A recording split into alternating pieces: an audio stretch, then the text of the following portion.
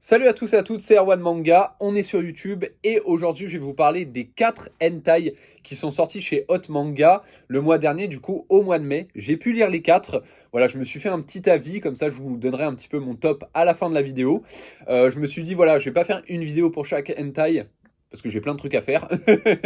Et par contre je vous ferai une vidéo pour chaque hentai sur X, du coup n'hésitez pas, tous les liens sont dans la description. En plus sur X c'est pas censuré, donc ça c'est cool. Mais bref. Là, on va parler tout simplement des 4 d'un coup. Et c'est parti. On va commencer par le premier. Alors franchement, là, c'est par ordre de préférence. Mais voilà, je vais vous dire aussi pourquoi j'ai bien aimé à la fin. On commence par Secret Wife. Alors je vais censurer, on est sur YouTube.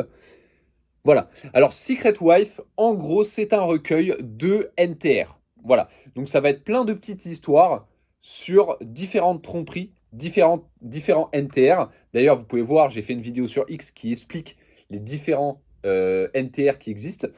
Et du coup, là, ça va être ça. Par exemple, la première histoire, c'est une fille qui a des dettes. Et pour rembourser ses dettes, elle va devoir faire du porno. Voilà. Sans que son gars le sache. Voilà, ça va être plusieurs petites histoires comme ça. Moi, j'ai kiffé. C'est pas mon préféré, mais je comprends pourquoi il a été édité, parce qu'il est très sympa. Les dessins sont très cool aussi. C'est du basique, mais du bon basique. Voilà, je vous montre un petit peu. Voilà, franchement, c'est kiffant. Et j'ai bien aimé. Il y a un petit peu d'humour et tout, donc non, franchement, Secret Wife, très très sympa. On continue avec Fork in the Road. Voilà, je vous montre la jaquette, c'est celui-ci. Alors, au début, c'est vrai que les dessins, j'ai fait, oula, le style graphique est un peu particulier. Je vous montre un petit peu des planches. Mais ça fait un peu crayon à papier, crayonné. Et en fait, je vous avoue que l'histoire est plutôt cool, ce qui fait qu'on oublie un petit peu tout ça.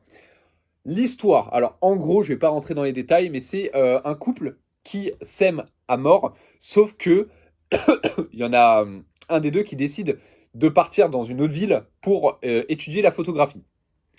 Je crois que c'est la fille d'ailleurs, si je dis pas de bêtises. Bref, sauf qu'il va y avoir de la distance et que la fille elle va avoir des envies. Et vu que son mec est distant, puisqu'il n'est pas là, elle va tout simplement ken avec un collègue à elle, sauf que son collègue, bah, il va profiter de la situation pour avoir plus de faveur avec cette fille.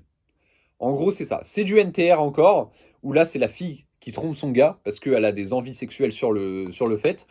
Mais ça reste assez mignon, assez sympa. Bon, des fois, il y a des scènes où tu te dis, voilà, le gars, il en profite vraiment bien. Mais voilà, ça reste sympa. Et surtout, comme je le répète, les dessins, c'est pas les meilleurs du monde. Mais franchement, l'histoire fait qu'on oublie un petit peu les dessins. Et ça passe. Donc j'ai bien aimé Fork in the Road. Le risque qu'a pris Hot Manga de l'éditer, surtout voilà, avec des dessins un peu particuliers. Mais franchement, il est très très sympa. On continue avec Biromance. Ça, c'est cool parce que je peux vous montrer les jaquettes sans censure. Alors, Biromance, en gros, ça va être voilà, 8 histoires d'étudiants qui vont un petit peu découvrir la sexualité. Ça va être, en gros, ça va être ça. Il va y avoir des histoires un peu plus crues que d'autres, mais souvent, c'est ça. C'est oh, je t'ai toujours aimé, on apprend à se connaître et on ken. Voilà, en gros, ça va être ça. Il va y avoir des histoires un peu plus profondes que d'autres. Même, il y a une histoire où tu as une fille, c'est vraiment, genre, c'est un peu la tête de turc de toute la classe. Elle est au point de se suicider. Il y a un gars qui va lui sauver la vie. Et en fait, ce gars-là l'a toujours aimé. Du coup, elle va kiffer que ce mec-là l'ait toujours aimé. Et ils vont s'adonner à du plaisir sur le toit du lycée. Enfin bref, il va y avoir plein de dingueries comme ça. Et surtout, à la fin, si je dis pas de bêtises, il y a un chapitre bonus où il y a littéralement un suicide. Voilà. Pour les dépressifs, c'est pas fou, mais je vous laisserai le découvrir parce qu'il a des réels, comment dire, il a des histoires vraiment avec un impact émotionnel et c'est ça qui est cool. Donc Biromance, je vous le conseille. C'est vraiment un hentai très très bien travaillé et franchement, j'adore. Je vais vous montrer des planches. D'ailleurs, j'ai même pas montré de planches, mais les dessins, c'est dingue. Vraiment, les dessins, j'adore. Voilà, je vous montre cette planche-là, par exemple. Les dessins, j'ai adoré. C'est simple, efficace, et c'est ce qu'on cherche un petit peu dans un hentai. Voilà. Donc c'est très très très sympa.